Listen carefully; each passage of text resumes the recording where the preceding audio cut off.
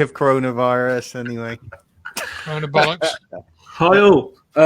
Welcome to the next episode of the Collective Conspiracy Show, or as I could now dub it, the COVID Show. The Collective COVID Show. I welcome back Andrew and Bruce after last week's rather successful chat roundtable. Over 1,000 views. I think we were touching over 100 shares across multiple platforms. So it did really well, considering I wasn't expecting anything from it really. In fact, I was expecting a bit of backlash from it, but it did rather well, and it looks like it's going to be another promising show tonight. So welcome back, both of you. Bruce, you were just saying, glad to see that we've survived another week. Indeed, we have. And as of many other people have survived another week, the death figures are dropping more and more drastically. The cases are rising, so they would have us believe. Now, I want to get into this briefly to start with. The cases are rising, but there's so many different reasons for that. And we have the main reason for me is they're testing more. Do you want to bring us in there, Andrew? They're testing more? Right. I mean, that's clearly the was the plan from the beginning, I think. And when I put this report together back in, the first version was March, mid-April. I'd have to go and double check the date. But I was contacted by an immunologist in the US, and she was kind of picking me up a little bit in a nice way, because I was conflating the COVID-19 and the SARS-CoV-2. Because, of course, the SARS-CoV-2 is this alleged novel virus, and the COVID-19 is the disease. And she was basically saying, well, look, this is what they did with AIDS back in the 80s. They conflated HIV and AIDS such that you could have an HIV test, and then that was, associated in the public mindset with AIDS, which meant if you tested HIV positive, you were a leper, basically, And of course, this is just nonsense because there's no proven link between HIV and what is the symptoms of AIDS. There's actually no papers that link the two things. It was another version of what we've got now on a smaller scale. Obviously, they were targeting certain communities and certain countries, and that's what they've done with this. They've just now said, oh yeah, people are dying, and a lot of people have now worked out that people aren't really dying in any great number other than what's with the flu. So they've had to transfer to stage 2, which is, we'll get the test rolled out. More people that we test. We'll associate the positive result in the public mindset with being a danger. Therefore, the danger is increasing. So the danger increases the more tests they do. So that they just have to, because I read in a paper a few months ago that they'd already set up an Amazon fulfillment center dedicated to sending out testing kits, and that was 2-3 months ago. So they're just rolling these out now, and the figures are going up and up and up. So I don't know if Bruce has got anything that he wants to add there. Well, one thing I've noticed is that there's a big media campaign, particularly on the radio, pushing for people to get tested, to get these numbers up. Now that, and bear in mind, a few weeks back, even, you couldn't get these tests for love nor money, no matter, unless you were working in the hospitals, you couldn't get them. Now that, they're giving away like sweets to kids, it's like, please come and get these tests. That, every other advert was, please come and get some coronavirus tests done, that we need to know where it is. All of a sudden, they need to get these numbers up. They're realizing it hasn't panned out the way that they hoped, and that they need to get these numbers up. And so, the truth is, if people stop testing, the problem would just disappear. And that's. Yeah. I think also that the problem we've got is the tests are 60 to 80% false positive, as we discussed last week, and as you've eloquently put there, Bruce, they're throwing them out like candy. And we only heard late last week that they're asking to retrieve 750,000 faulty tests, and these are the tests that are giving these figures, these increased supposed positive results, and to further try and get these results, they're even knocking on the doors now of people that are in lockdown areas. And we'll touch on local lockdown in a minute, but I know Leicester, there's videos of people knocking on doors asking to be asking for people to take the test, almost forcefully, really. And I think there's this massive agenda now, as you say, Andrew, where we can't claim deaths anymore, because not only have people stopped dying because we're out of the flu season, but also because people have cracked up to it. They know what's going on now. And we keep seeing these news stories roll out where it's another 4,500 can be wiped off the statistics, another 5,000 can be wiped off the statistics. And the more these figures keep getting wiped off, the lower and lower it comes. That 0.07% mortality rate just gets lower and lower and lower. And people are beginning to ask questions. Now, I just want to ask, sorry, I was just going to throw out there. Are you noticing amongst your circles that people are slowly beginning to realise this now? People you wouldn't think normally would?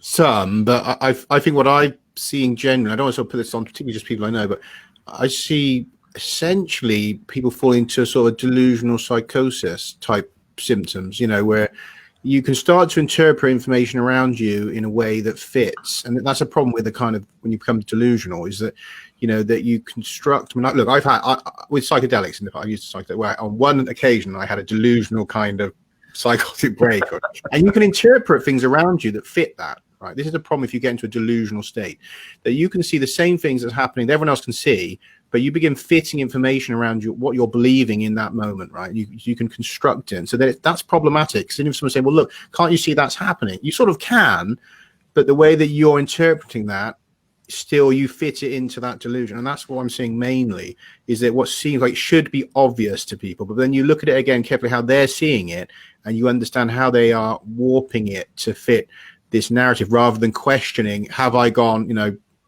completely down the wrong path here, and made an idiot of myself, and all those other things that they you worry about, and that they're kind of fitting these facts somehow into their belief systems.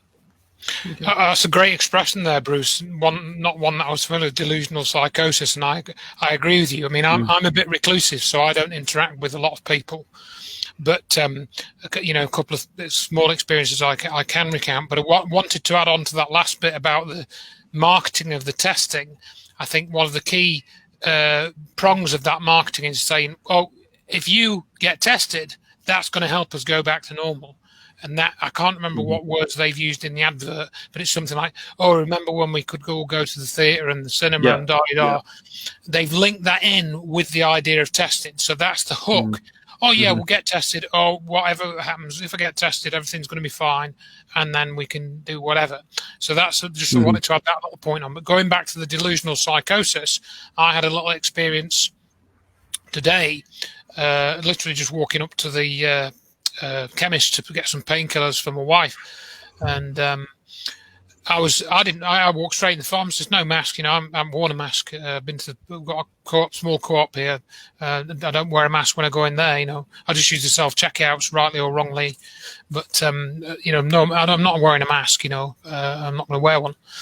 But there was an old guy in there. He must have been about 85, something like that. As you know, just today, it's been pretty hot here, probably where you are too. It's like nearly 30 degrees here today, 27, 28. And this guy is quite smartly dressed, and he had a mask on. He's got a mask on in the chemist, and he's collecting his prescription, and he gets a big bag of stuff, a big carrier bag of stuff. This is your delusional psychosis, Bruce. And he's got his mask on, and he walks out of the shop. And I got my stuff, and I walked past him on the way out. He's still got his bloody mask on in the flipping 30 degrees of heat outside the shop. This old guy with a stack of medication, and I said to him, "Do you want a hand?" Because he had a walking stick as well, and I was thinking, if he passes out, I can see him. I just had these visions of him passing out in the heat, sort of thing, with this mask on. Why just take it off, And so people are wearing these, and everyone in the chemist, I think, had a mask on. Everyone. I think I think you've touched on it really well. It's how they're selling it to you, particularly with masks. You're not wearing it to protect yourself. Don't be so selfish. You're wearing it to protect others. The community. Community. You see? And that's the way they're spinning it. And you're absolutely right. The advert, I saw it about half hour before we came on air. It's at the end. I think there's a nurse, and she's saying, "Let's get back to doing the things that we love." After showing That's it. That was it. showing pictures of like empty cinemas and empty football stadiums and all that kind of stuff.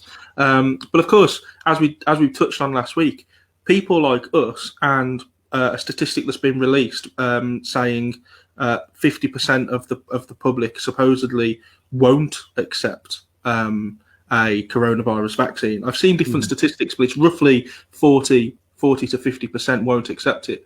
We're gonna be led down a completely different life path going forwards. As I say, we won't be tied down and stabbed with the needle.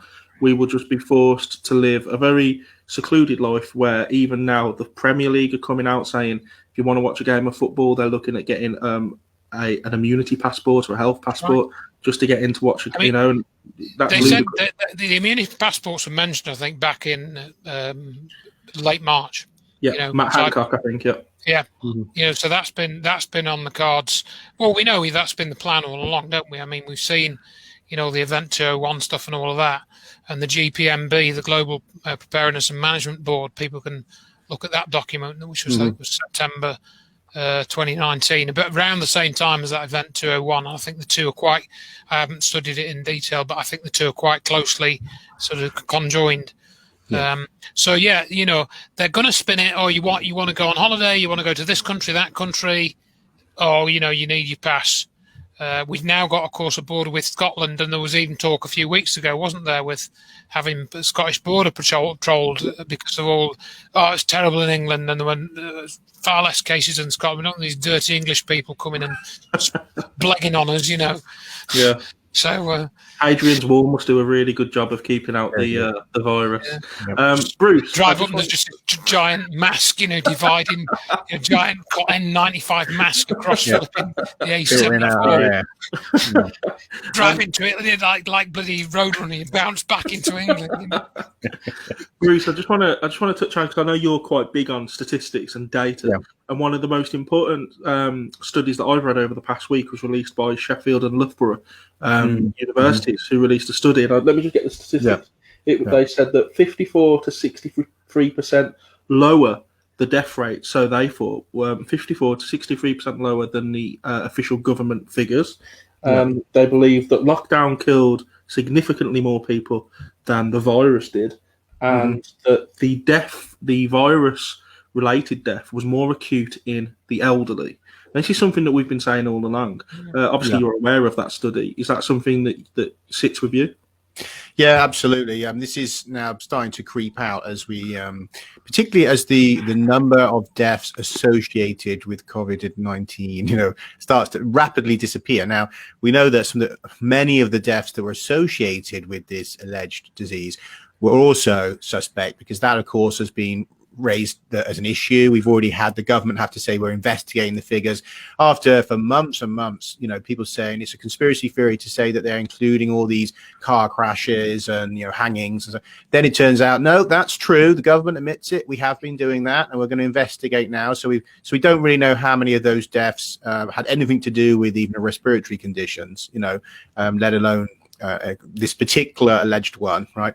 But it turns out that now that that's faded away, we still have around about 800 additional deaths every week happening in the homes, right? Excess deaths over the 5-year average. And that's part of what this study is looking at. They're realizing that there's a huge excess of deaths happening in the homes, people that have nothing to do with respiratory tract infections, and these are lockdown-induced deaths, and that these have been happening throughout the lockdown.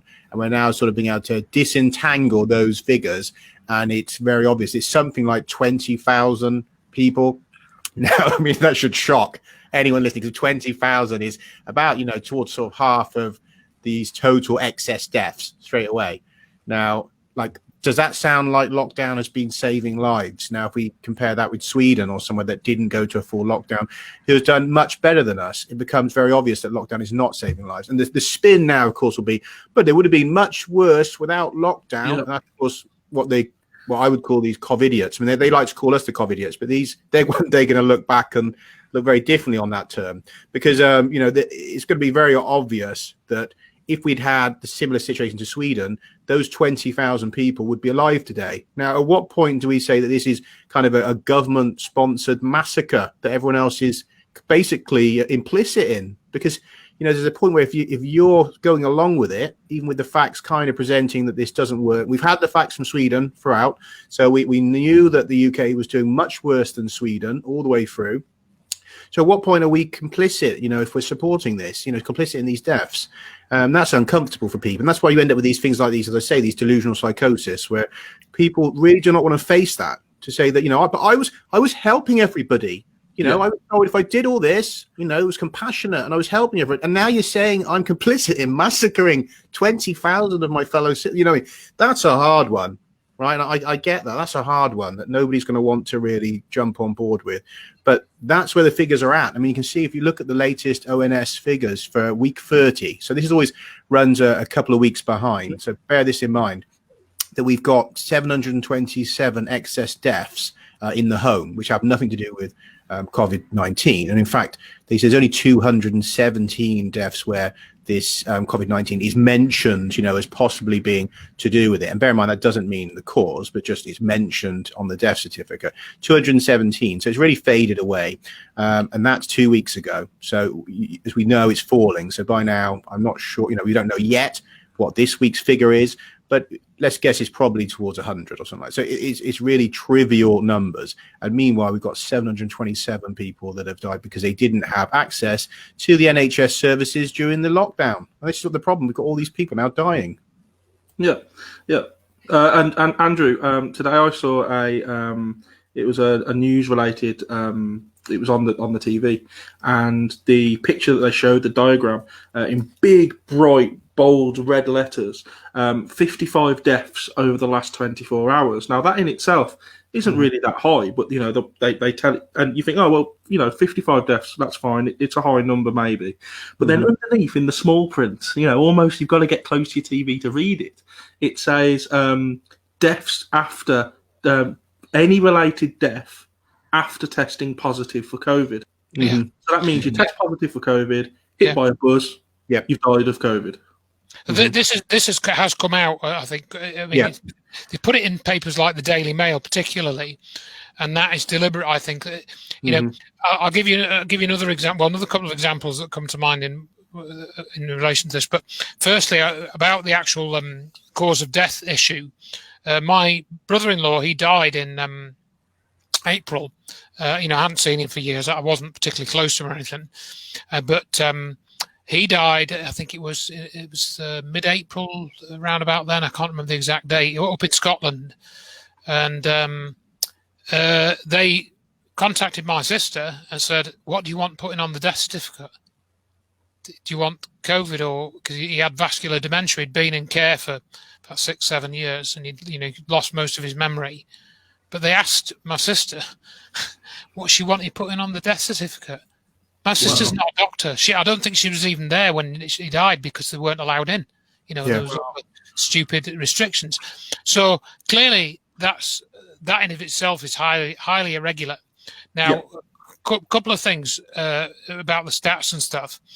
I think there are probably quite a few people who realise the stats are just almost meaningless. Really, they're almost meaningless, and they don't really show anything other than a seasonal flu that's been handled in an utterly different way to all the previous seasonal flus, and any differences in the figures are really due to the handling of that seasonal flu. That's essentially, I think, what can be known and understood with confidence. But of course, I mean, I have actually written to the health authority. I can't remember if I said this last week. I wrote to them, I think, last week, and I've put them on notice, and I've said, look, here's all this information. You know, Event 201, all the Bill Gates stuff. You are now being made aware of this information. And I know that what is being done is all based on lies. And you can now know this. Here's all the information for you to know it. And I talked about how, for example, the World Economic Forum was actually advertising the World Health Organization in this COVID-19 what do we call it, strategy thing they have on their website. I sent them and they changed it as well. They actually changed this in about March, so they took the World Economic Forum took off the reference to the WHO on a particular page, and they changed it. And I pointed this out to the health authority and said, look, this is, where this is all coming from. You need to be aware of this, and you need to take steps. I've asked for a response, because I started off by asking them about 6 or 7 questions. I've got this letter on the CV Pandemic Investigation website now, so you can go and read the letter, anybody who wants to. So I think it's important that you write to your health authority. You can find it online. I sent it by registered post. I sent it through their web portal as well. And tell them, what some of the stuff that we're talking about here, saying, that this is bogus. You demand that services be restored. I for example, have had a dental checkup scheduled since February. You can't get anything but emergency dental care now, for example. There's going to be people very uncomfortable with that, let alone the people that are dying. The NHS is basically closed to now, and has been for, 3 months? To all emergency surgery, actions. And then there's going back to the psychosis that Bruce mentioned. Tying in with that to a degree, I saw a good posting a few weeks ago now, actually, where it was about the World Wrestling WWF World Wrestling Federation, what it was called, and they made this point that even when it was shown that it was all fake, it was all staged, and there was a big hoo-ha about that, probably in the 80s or 90s. I don't know exactly when it was, but they admitted it was all staged, and it was all rigged and etc. But everyone still watched it, and they treated it exactly the same way, because they got so used to it being like it was, they just didn't really care. And I think that, after the first sort of couple of weeks of the fear mongering and the crap, people just that becomes this normalization, and after that, people don't care. They don't care what the truth is. I think you're right. I mean, so many people go, "Yeah, well, it's the media. They lie," as if well, that's just what they do, and we should accept that. I've got a comment there. I don't know if you guys can actually see that on the screen. Yeah, you can actually. What do you guys think about hospitals being paid to mention COVID on death certificates? Now, I'm not sure they get paid in this country. I know in America it was going around that hospitals would get, and correct me if I'm wrong, but it was like $13,000 to admit someone with COVID, and then if you stuck them on a ventilator, it went up to $39,000. I don't think it's quite the same here, but there is strong evidence to suggest that they have falsified certificates. As you say, Andrew, to be asked, what would you like on the death certificate? Well, you're the expert. You put down what that person's died of. It's not open for debate. Yeah, and then allied to that, we've got the do not resuscitate orders, which people have talked about. Those, and that's basically it's not exactly murder, but you could almost consider it as manslaughter in some cases for relatives that do want, rightly or wrongly, in terms of ethics, they want their relatives to be revived. I mean, some people don't. My dad, for example, he got to the ripe old age of 98, and we actually did, because of his condition. We said, we asked them to put a DNR on, in that case. So there are situations. That was about 4 or 5 years ago. So, I can understand that, but that's a total violation of everything that's happened in the last 100 years, really. And there's so much like that's happened. Connecting to that, I mean, they said alongside that, it was also a case of that these patients that were not only, kind of pushed into signing these do not resuscitate without their family being involved. And so people that probably weren't in a position to really understand, but also that they were being kept from particular lines of care, that they had restricted care options. So someone who would have been put on a treatment ward would have been put on a palliative care ward and essentially left to die. Now, that should creep people out a lot. The fact that these were people who could have been treated in many cases. They didn't need to be just, resuscitated. I mean, they were treatable, and they were put onto palliative care wards and left to die. And then with these do not resuscitate. So we don't know how many people have died because of that. We also know, of course, that there was a policy of sending sick people into nursing homes. I mean, that Doesn't that sound? It's almost like in the old days, we had the send the diseased bodies into the castle, and start the plague, get the people killed. What I mean? It's what are we doing here? What's going on here? Because these are policies that look like they're intended to raise the numbers of deaths. We know the hospitals weren't overwhelmed. There was no reason for people to be on palliative care ward. We know that there's been complaints from people who said their family members didn't have this condition and were then put on these COVID-19 wards next to people that were, coughing and spluttering and stuff. And then these people got sick. People with compromised immune systems, sent in there, getting sick and dying. As well as, of course, this mislabeling of people's conditions. That when you start putting all these different things together, it's an astonishing situation to have in terms of the medical aspect to this.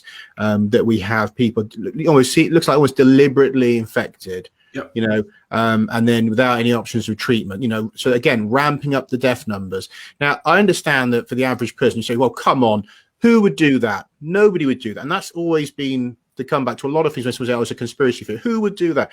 Well, because you wouldn't do it, it doesn't mean people wouldn't. I mean, look at people like Pol Pot and stuff over the years. There's always maniacs. There's always been maniacs. We can't just say, "Oh, it's unreasonable to think someone would do that," because people do the most unreasonable things. There's people that apply newspapers to eat people, and people turn up. So we cannot sit around saying that nobody would do this stuff. People do it. Look at it. Look at the facts. It's been happening. This is the reality. I mean, that's why people have to pull themselves out of this delusional state and say, "But these are facts." We're not sitting here speculating. These are things you can go and pull up the newspapers. You can pull up the academic studies. You can go into the NHS press releases. These are the things that have been happening. Now, the question is what to make of it and, what to do about it. It's no longer a question of, is there a conspiracy? Well, clearly there's many different conspiracies here, people conspiring to do things. Now it's to judge which are the most serious and which are the most pressing, if anything, not whether there's a conspiracy. I think you touched there about hospitals, we're never really brimming. During the height of the pandemic, I got onto, don't ask me how, I got onto momsnet.com, which is one of those websites where, moms go on and moan about how much ironing they've got or the kids have been playing up. And there was at the time, there was 40-page forum of nurses essentially saying how they were dead. They got nothing to do. They were being laid off. Their wards were empty, but they kept being told, it's coming, be ready. It never came. And now this week we hear of the dismantling of the Nightingale Hospital in Birmingham. And however much that cost to build, you can't help but think someone got a backhander for that. Involved in the building contract for that, and the private nursing, all the private hospitals that were hired, absolutely, empty, with the doctors saying we were twiddling our thumbs, and we've paid out these astonishing amounts of money to rent all of these private hospitals that weren't used or were barely used. And that was at the height. That was at the height of the pandemic. So God alone knows what it's like now. Absolutely. So when they're prepping us for the second wave, which is where I want to go next, they are conditioning us for a second wave. The term second wave has been in the mainstream now for the last 2 months, really, while the first wave supposedly was happening. I mean, Bill Gates has spoken of it. He was speaking of it back in April, before, in the middle of it, and he did that in the BBC interview, essentially, or soon after that. Maybe I've got the orders like that. But again, I've got that in my report. But just to hook in a couple of other things, hydroxychloroquine. Now, whatever you think of whether the virus is real or not, it appears that people are having symptoms of something which has been alleged COVID-19. But what is not in use in this country to treat the symptoms is hydroxychloroquine. And this has been, of course, Trump talked about it. So he got everyone said, "Oh well, Trump's mentioned it, so it can't be true. It must be rubbish because Trump's mentioned it." But if you look at the studies, we've had doctors in the US have come out and said that they've treated people with it successfully, and they've taken it as a prophylactic as well. It's an anti-malarial drug. It's been in use for 65 years, and it's certainly clear to me that they've come down on this like an absolute ton of bricks, because that tramples all over the vaccination plan. In other words, even if the COVID thing is real and it's really affecting people, the evidence now shows that whatever they've got, whether it's COVID or some other respiratory condition caused by something else, the hydroxychloroquine will sort it out. And then the other, going back to the way the media reports this, somebody sent me a link to a report yesterday about somebody in the US. He's like not a senator. He's somewhere in the political structure, councilman, I think, or something in some city like Idaho or something. I should get this up. But he had symptoms of COVID, and he said he really had serious problems, but he had another lung condition, sarcoidosis or something. I can't remember what it was, and he was really ill. You know, his relatives were thinking he was going to die. What did they do? They gave him hydroxychloroquine. Full recovery within 2 weeks. He was completely better. Yeah. But that story isn't in the New York Times. It's in the New York Post, which is, as I understand it, the equivalent of the Sun in this country. Okay. So this is how the media do it. They'll put the credible stories in the crappy papers. If they've got to publish it, they won't put that. I mean, maybe I'm being unfair. I haven't checked the New York Times to see if it's in it. But this is how they spin it. And it's like all this stuff they put in the Daily Mail, which is not really, it's semi-serious journalism. It's read by the middle classes, and stuff. So it's all interwoven. And it takes quite a long time to see how the psychological operations are being done and how they're implemented and the way that they tweak them, and like, for example, getting the language and getting the number of cases and then switching things around and massaging all numbers to keep people in a state of fear and then think, we don't need to worry anymore. There's this way out. This is the way that they're showing us. And so we'll just follow that and everything will be fine. Yeah, I agree. I mean, but the point, as you say, putting it in the Daily Mail, and anyone that reads the Daily Mail in this country is tarnished with a particular brush. So when they come out with a headline that the Daily Mail has given, whether it's true or not, it's in the Daily Mail. You're quoting the Daily Mail to me. So I think you're absolutely right. Now, I apologise here, Andrew, for slightly covering your face.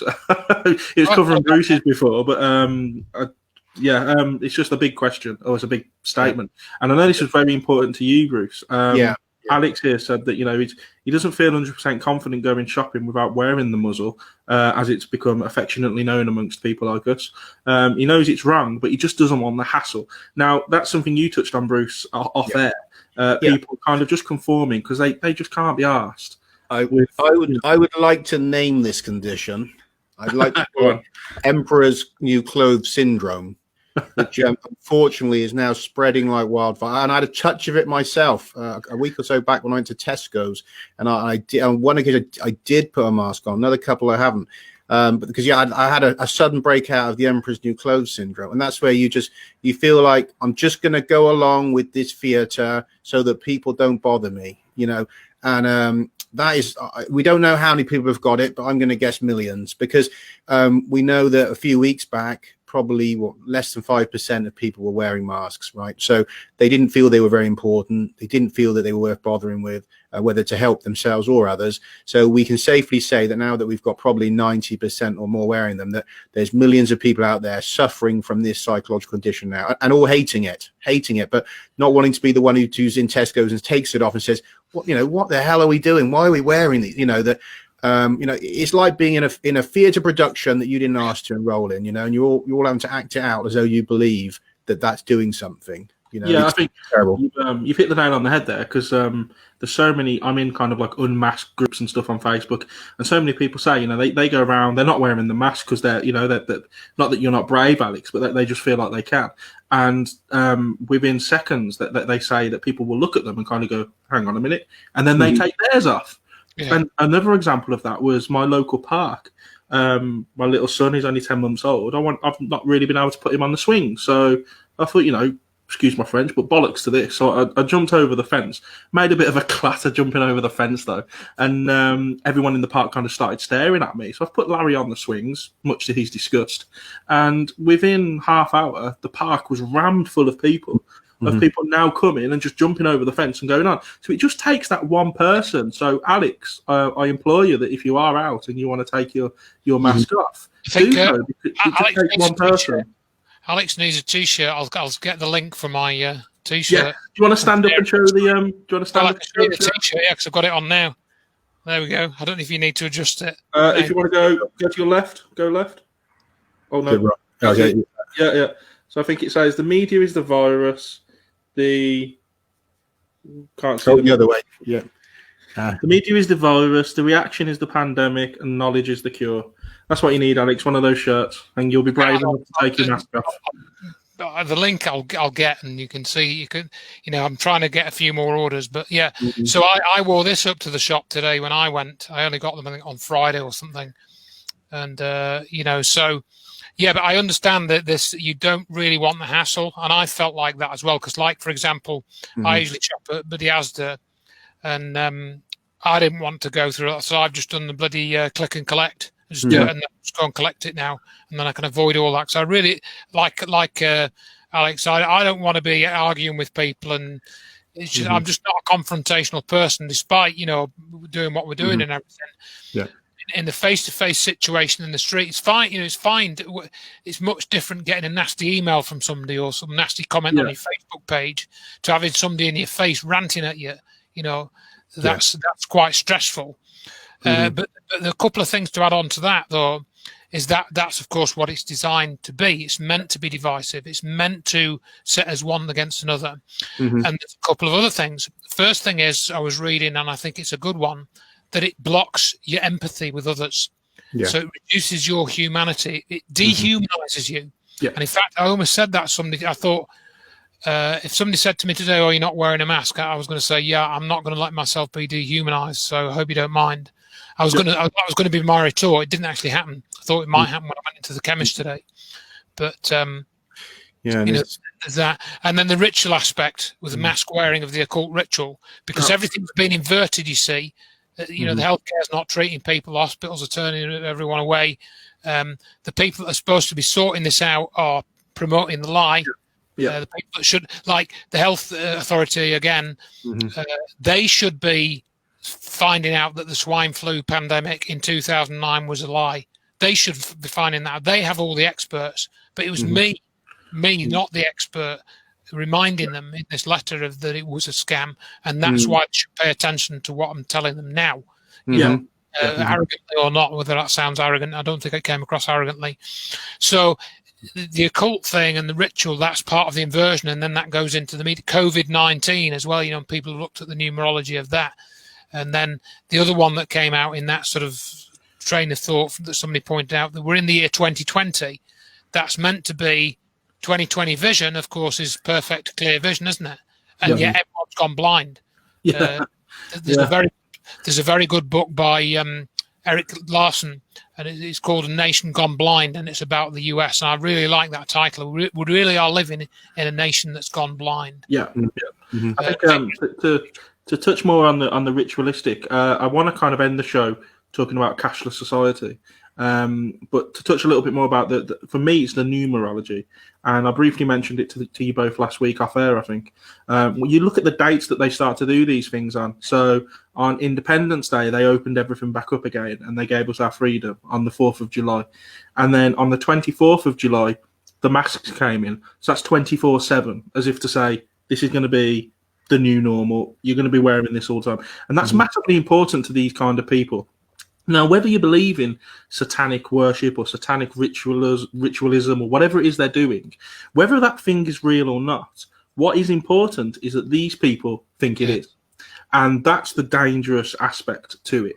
And they will do anything they can to kind of fit it in with their rituals. Bruce, I know you've got something. Don't forget the 3-day death of Boris Johnson. Yes. He went into the cave of the dirty cave of the NHS hospital, not private. He went in there and he became he reborn a man of the people. 3 days later. He didn't go to private. He went to the NHS, and then he understood it all, and he was there with everyone, and he was just our pal Boris, born again to help us through this disaster as the new Messiah. It's like, what is going on here? And even other people around the world were like, what? This doesn't make any sense. Why would you have the leader of your country not in a private top care facility if they're seriously ill? It doesn't make any sense. You've got a disaster going on. What if they died? Is that a time to be finding a new leader? And like there was, other countries were they were baffled that why our leader was in a normal NHS hospital. Also, we were overflowing. We were overfilled in the NHS, supposedly. They had nowhere to turn. And, for a guy who could afford to go private, he decides to go and take a bed that we didn't have, apparently. Doesn't make sense. It's a priority care situation. Your leader is supposedly near death's door, but he's just in there with everyone else and he's reborn, It's absurd. Absurd. The other thing about the numbers as well, of course, is that Tedros Adhanom, who doesn't have a medical degree, he's the chief exec, whatever his title is, of the World Health Organization. He announced the pandemic on 3/11, the 11th of March, or 11/3. So another massive 11 and 3, both massive numbers when it comes to well, and then the ritual attire. I mean, if you look, obviously a lot of people out there are not, aware of the occult and take no notice of it, and that's fine. But putting on gloves, putting on masks, ritual washing of the hands and ritual washing, cleansing, being isolated, abstaining from sex. Remember, we've been told not to go and not to meet their partner, stay in their house. After ritual cleansing and ceremonies, often you have to isolate and stay in your house for a certain period before you're supposed to go back out and reborn into your new role. All of these things come out of, are involved in occult practices. Now we're getting a strange variation, and you go with your mask on. Now, obviously, the mask has got multiple, different layers to it. Partly just a symbol of your capitulation, but yes, masks are used to, as part of a transformation of identity, all sorts of things. So, it's quite blatant, and the kneeling, of course, as they do, like the Masons kneeling around the grave of, the grave of the widow's son and all this stuff. That we've had it all really. It's been all out there. It's been bonkers. As I say, all these things always done in plain sight. This is a thing that's been known in the upper echelons occult circles, is that they do these things in plain sight. Yeah, and that's part of the ritual. And then sort of tying into that a little bit as well is the predictive programming. And I was Mark Conlon sent me a link a few weeks ago. In fact, I think it was back in May, was it? And there was this episode of a series called The Dead Zone, which was a Canadian TV series, and it was based on the Stephen King novel of the same name. And they had a script, or an episode with a script, in 2003. And I forget the title. I did look this up recently, and I put it on my website. And the script was that this guy ended up in a school, the main character of the story, and there was some outbreak of a virus. And everyone starts falling ill, and they had to go into lockdown, and they actually used that word lockdown in this episode. And they talk about, I think they talk about wearing masks and infecting each other and stuff. And quite a lot of the lingo is in that episode from 2003. But the thing I didn't pick up until this last week was right at the end. Somebody's edited a few clips together to make the whole episode about 5 minutes long or something. The guy who's the main character, Johnny Smith, who ironically can see into the future, he gets some vision or something of using a drug to treat all the symptoms, and the drug is chloroquine, and he writes it on a blackboard. That's conditioning at its best, isn't it? Yeah, that's conditioning at its best. The first watch of it, I'd missed that. I think I've watched and then I've just clicked on something else. It is sometimes when you're trying to sort through things, and I missed the last couple of minutes. And he actually writes chloroquine as the cure, and then they all take it, and everyone's better, and it's the end of the episode. Well, maybe that's, if everything else was true, maybe that's what will happen in the future. I can't see it. What I can see happening, though, is moving on to cashless society. When this first started, I was sat in the pub, kind of, getting my last few beers in before I knew it was going to be closed down, and talking to a lady at the bar, and said, "This will result in cashless society." And she said, "Oh, you're one of those, are you?" No, that's never going to happen. And I bumped into her last week in the same pub, and noticed she was paying by card. And I said, "Oh, you're paying by card, are you?" And she said, "Well, they don't take cash, do they?" And I just gave her the smuggest grin I could possibly muster before just walking off. And I don't think it kind of resonated with her, but I was happy with it. And that is the way we're going. So we're being told that money is dirty, despite using it for centuries and centuries. We're being told it's dirty. We're being told that the paper carries germs, despite the fact that the UK went from paper money to plastic money. So they want you to pay with a plastic card, but you can't pay with your plastic £5 note because that's a no-go. And of course, there are really big connotations here. And for me, the biggest one is control. If your money is digital, it can be wiped out at any point. Fraud becomes a massive issue. The stock markets can be easily manipulated, far more easier than they can now. And of course, you, a citizen, can just be turned off. You go to buy your loaf of bread, but you attended that protest rally last week, so you're not allowed to use your credit card for a week. And this is where we're going with a cashless society. What are your thoughts on this, Bruce?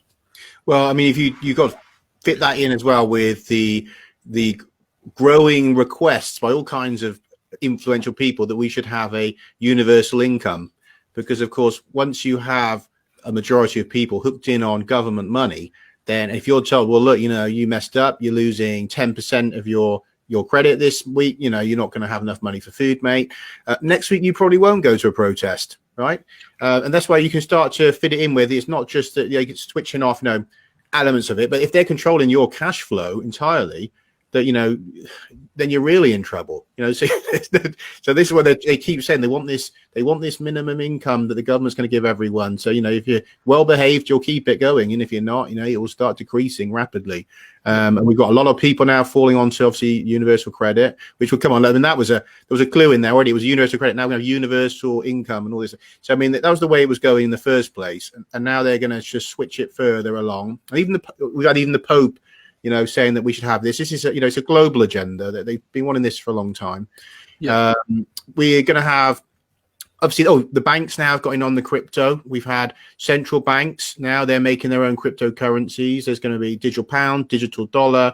And there's more to that as well, because remember, keep in mind the fractional reserve banking system that we have has a built-in fail. That they've always known there's a built-in fail, that there's a point where it has to collapse because you're creating money out of thin air with interest on it, which can't exist.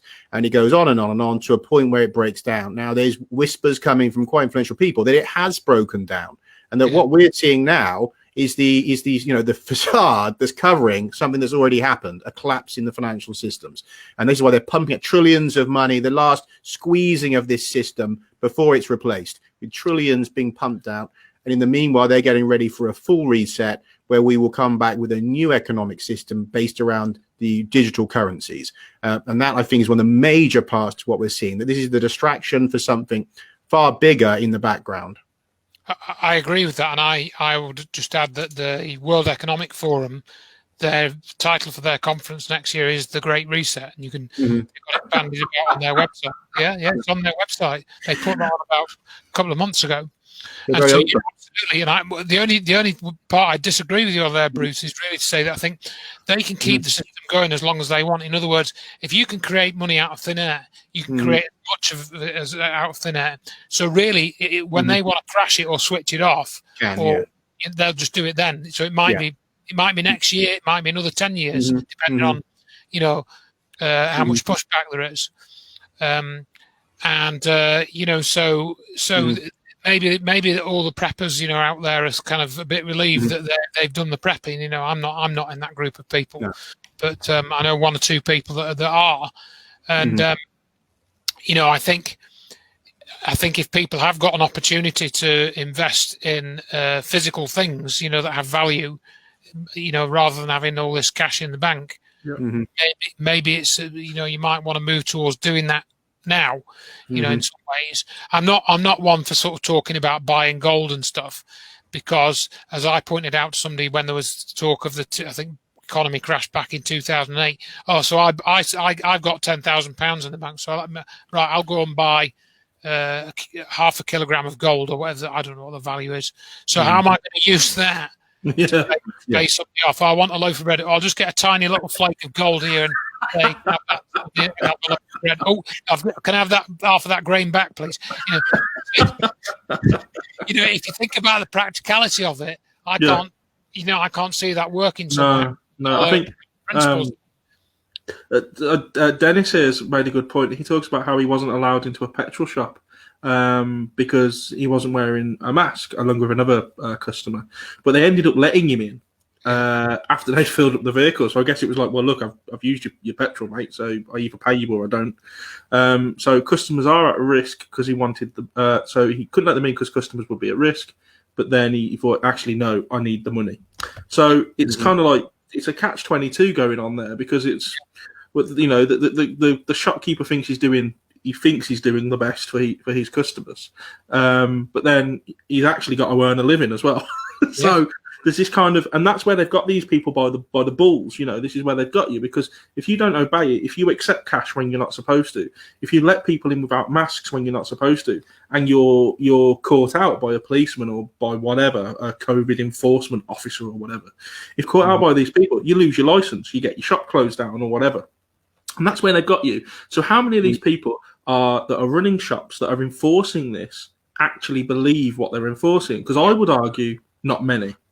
Yeah, right. They'd be wearing the masks and biohazard suits, wouldn't they? Because they got to see people all day, and half of them or more aren't wearing even masks or gloves or anything. So it doesn't strike me as people that are pooing their pants that there's a deadly virus floating around in their shop from people. You know, definitely not. I mean, the other day I went in the garage again because I forget. You know, sometimes I forget, like the petrol stations. You know, I went in there and the guy looked all angry, and I hadn't figured it out. I suppose because I didn't have the mask on, but then he didn't have one on either. So it's like he didn't say anything. He just had an angry look on his face. You know. I think the other problem is that the people that are wearing masks don't believe it either. You touched on this, Andrew, earlier. That they're going in with you know, 2 weeks ago, people wouldn't have worn a mask when they went out. You know, it was 5% of the people maybe were wearing masks, maybe even lower. But all of a sudden, 1 minute past 12, it's 95% of the people wearing masks. And if you say to these people, are you wearing that because you truly believe that it's going to protect you or someone else? Or are you wearing that because there's a big sign on the door telling you that you've got to wear it? And I guarantee 90% of the people wearing it will answer the latter. Mm-hmm.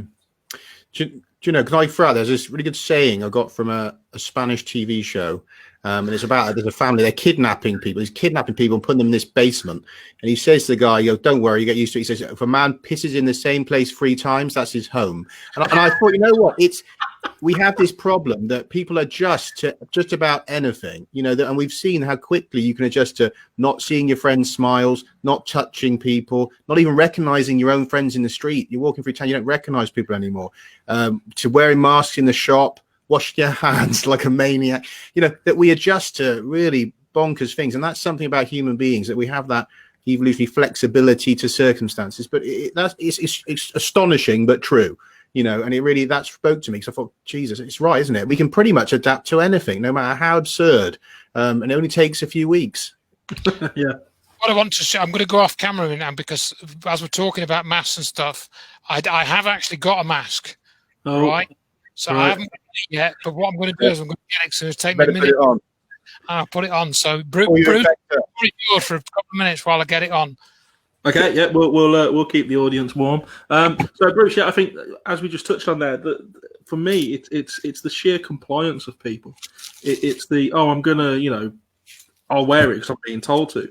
Now, what's interesting is that the windows and the doors of these shops don't tell you masks must be worn except if you are exempt and with a list of exemptions. And that's why you see these old people wearing these masks, struggling to breathe, because they don't know any different. They don't have Facebook. They don't have access to interviews like this. They just have the mainstream media peddling the same propaganda, and they have some little Hitler on a shop doorway telling them you've got to wear a mask.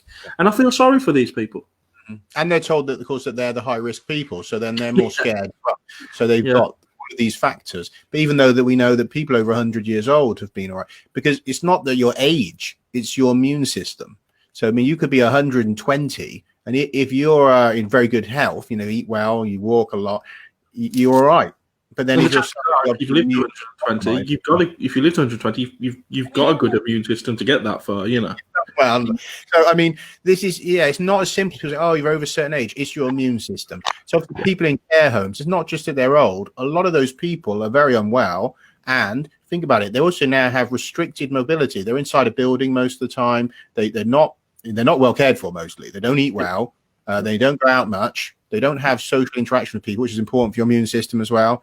Exposure to viruses in the air, important for your immune system. All of these things. So these are people at a particular high risk, not so much because of age, but because of their immune systems. And that's why you're finding outside of the care home setting, there's not this huge numbers of, older people dying. It was mostly in the care homes. In Sweden, half of all the deaths Sweden had were the people in care homes. Half the deaths of the country were the care homes.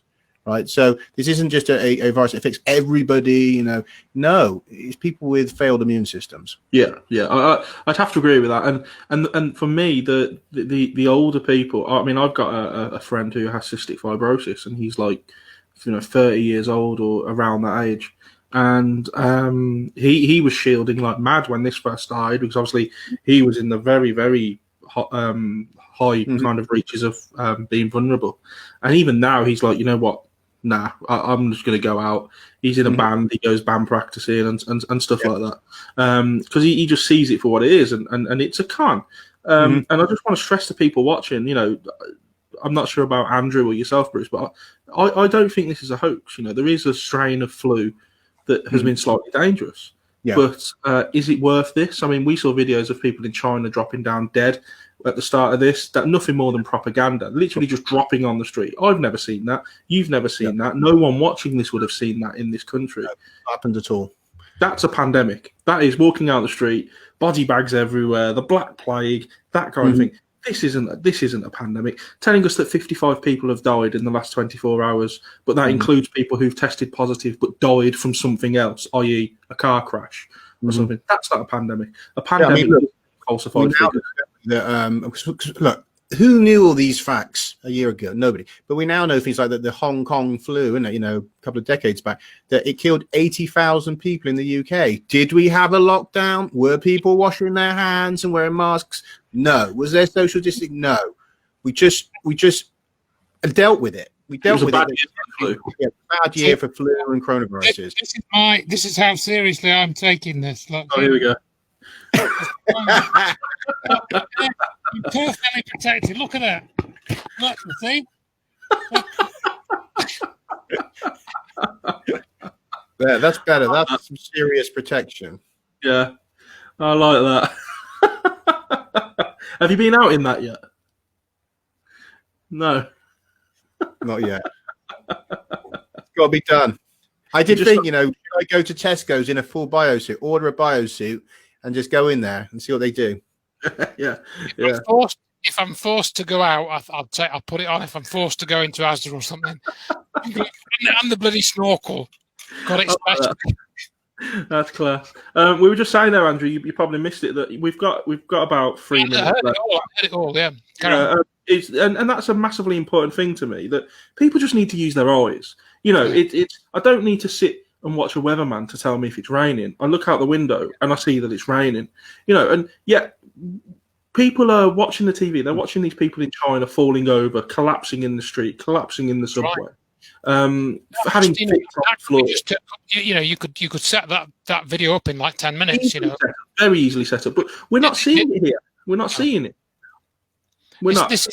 It's not a real pandemic, because if it was, you would know somebody that was young that died. Somebody that was younger than, say, 50 years old. And they proved to have died from it. Yeah. Not really. We're not seeing that. So I implore people that are watching this. If you're watching this, you're probably along the same lines as us. But we've all got someone that isn't quite thinking the way we are, and that's nothing against those kind of people. But just ask them. Just open your eyes. Step away from the TV. Step outside, as your T-shirt says, Andrew. The media is the virus. Step outside and just look for yourself. The only people collapsing on the street are people who can't breathe properly because they're wearing a mask. They're not dropping down because of a virus. No. And I would say as well, if the media is the virus, our apathy as the public is the bloody disease, and that's what will do us in, is apathy. I mean, I don't know if I caught David Icke's video. Just briefly, one thing I'd highlight is he said, it's like pushing on doors. They'll push the door, see if we resist, and if not, go right through. Then the next one, then the next one, then the next one. And if we do not push back on one of these doors soon, we're going to see some crazy, crazy things happening. A few years ago, there was the DSM-4, which was this manual for psychologists, and they published this new disorder. It was called oh crikey, I'm trying to remember the name of it, but it was to do with challenging authority, and it was called oh crikey, I can't remember the name, but they gave it a specific name, that people had this disorder and they would challenge authority. And in response to this, I wrote an article. This is about 10 years ago, and I came up with this syndrome that people have got, and it's called CAD. It's called compliance and acquiescence disorder, and that's what people have got. They've got compliance and acquiescence disorder, and you can find that article on my website if you put in search compliance and acquiescence disorder. It's like a satirical piece, but it was based on this oppositional defiant disorder, I think they called it, ODD, I think they call it, and that's in their manual, I think now, this psychologist manual, DSM-5 or 4 or something. So, how do you actually show this to people? Well, it's, you're faced with the age-old problems of getting them to think for themselves when so much of their thinking has been given to them on a plate. They've not really had to. And that's the other thing, in the system we live in, it's very easy, isn't it? It's very easy. Or, you click, you get your shopping out, like I've said, I do click and collect. I'm fallen into the trap as well. I just go onto a web page, click, drive up, get my bag, easy. And so the penalty for that is that we can be controlled. Yeah. I think that's a great place to end it, guys. We're just on the hour mark. Bruce, you touched on there that the crazy things that are lying ahead for us if we just don't push back. And if you guys are up for it, we'll continue next week with a part 3, and we'll take that discussion in that direction about where this is all going. We've spoke about what's happening now. We've spoke about why it's probably happening, the reaction. But let's talk about the next week. Let's talk about the future and what could happen. My final words would be: winter is coming, and there's not enough of us on the bloody wall. I like the reference there, Bruce. I do like the reference. Andrew, final word? Yeah, I mean, certainly for next week, there's plenty to discuss in terms of things like the World Economic Forum, Agenda 21, and all that kind of stuff, So, yeah, and we haven't even talked about 5G, which keeps sort of sticking its ugly head up, doesn't it? And, definitely something going on there, I think. Yep. Okay. Well, thanks for that, guys. Thanks to everyone for joining in, whether you're watching live now or whether you're going to watch later on. Thanks to Kieran for allowing me to do this and put it on the Keep On Chatting page. Appreciative as ever. Keith just put here, this is becoming a weekly clap. Oh, right, okay. I think I see what he means there. I like that. Well, do feel free to applaud us, Keith. We will try and make a dance video for you or something to show our appreciation. So thanks, guys, and we'll meet up again next week. Thanks, everyone. Thank you very much. Thanks, both.